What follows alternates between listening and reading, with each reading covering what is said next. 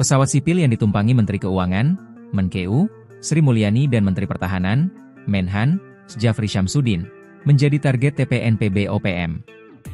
Diketahui bahwa pesawat dengan register PKELM milik PT Elang Nusantara itu hendak menuju ke Kabupaten Enduga, Papua Pegunungan, Sabtu, 7 Juni 2025. Datangnya pesawat tersebut ke Tanah Papua berkaitan dengan kunjungan kerja yang dilakukan oleh Menkeu dan Menhan. Namun karena tingginya risiko keamanan di wilayah konflik senjata tersebut, kedua menteri terpaksa mengenakan rompi anti peluru. Kunjungan tersebut diawali dari Bandara Timika, lalu lanjut ke Bandara Kenyam, Kabupaten Enduga. Di sana mereka melakukan kunjungan langsung ke Pos Komando Taktis Yonif 733 Masariku yang ada di garis depan wilayah berkonflik. Kegiatan itu disebut-sebut sebagai simbol kehadiran negara dalam menjaga kedaulatan serta keamanan di daerah-daerah strategis.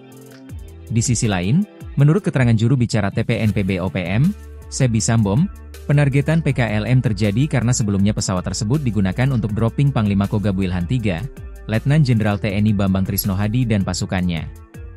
Sebi menyebut bahwa pesawat itu menjadi target utama jika memasuki wilayah konflik senjata di Tanah Papua.